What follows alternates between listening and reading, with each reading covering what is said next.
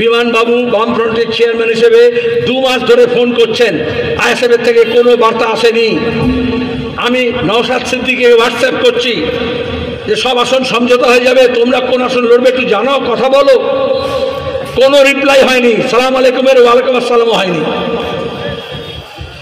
সব হোয়াটসঅ্যাপের লিস্টে আছে। নওশাদ সিদ্দিকী বললেন আমার পারিবারিক অসুবিধা আছে, আমার ব্যক্তিগত অসুবিধা আছে, আমি স্বীকার করি, থাকতেই পারে। আমি যে ভোটে দাঁড়ালাম না দাঁড়ালাম, আমার তো পরিবারের সঙ্গে কথা বলতে হয়েছে, আমার তো পার্টিতে কথা বলতে হয়েছে। সে বলল আমি যতক্ষণ না কথা বলছি নিজেরা তখন তো জানাবো না, আমরা আলোচনা করে যাচ্ছি। অন্যদিকে 22টা আসন, আলাম পাগল নাকি, 42টা আসনের মধ্যে 22টা আসন, সেখানেই কেটে বললো 17টা, তারপরে নট সো সিরিয়াস। বিমানদা বললেন 17টা আসন, তাহলে কংগ্রেসকে কী দেবো, বামফ্রন্টকে কী দেবো 42টার মধ্যে? এটা তোমরা প্রথমবার লড়ছো, এটা জানা দরকার। এই প্রথম বামফ্রন্ট কংগ্রেসের সঙ্গে পার্লামেন্ট নির্বাচনে আসন সমঝোতা করেছে, এই প্রথম বামফ্রন্ট অন্য কোনো দলের সঙ্গে আসন সমঝোতা করেছে, নাহলে আমরা 42টা আসনে 42টায় লড়ি বরাবর। তাহলে সেখান থেকে আমাদের কংগ্রেসকে ছাড়তে হবে। ওরা বললো 10, 12টা, 14টা চেয়েছিল, 12টা বললো, আমরা বললাম 10। বাকিটা বামফ্রন্টের নেতাদের সঙ্গে কথা বললাম, আমি ওকে সরাসরি জানালাম লিখিতভাবে। বিমানদা বললেন লিখিতভাবে, ওরা লিখিতভাবে দিয়েছিল 8টা আমাদের দিতেই হবে, সত্যি কথা। লাস্টে আমরা বললাম দেখো তুমি ডায়মন্ড হারবারে লড়ো, আর 4টে আসন আমাদের কাছ থেকে নাও, সিপিএম দেবে নিজের কোটা থেকে, তোমাদের পছন্দ মতো লিস্ট যে 8টা দিয়েছো তার মধ্যে থেকে 4টে দেবো। তাহলে 5টা হলো।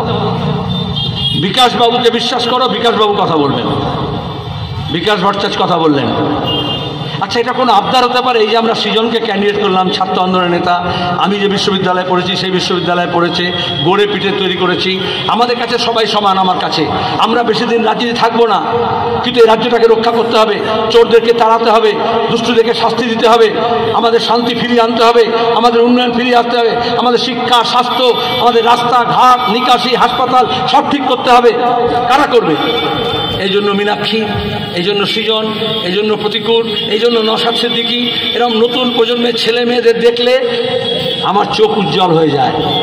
এরকম 100, 200, 300 আমাদের নতুন কর্মী নেতা দরকার, যারা আমরা চলে যাব কিন্তু আমাদের এই ব্যাটনটা ধরবে, রিলে রেস। এটা যখন আসন সমঝোতা শুরু হলো, আমরা বাম ফ্রন্টে আলোচনা করলাম, কংগ্রেসের সঙ্গে আলোচনা করলাম, আইএসএফের সঙ্গে আলোচনা করার জন্য সব লিস্ট আছে হোয়াটসঅ্যাপে,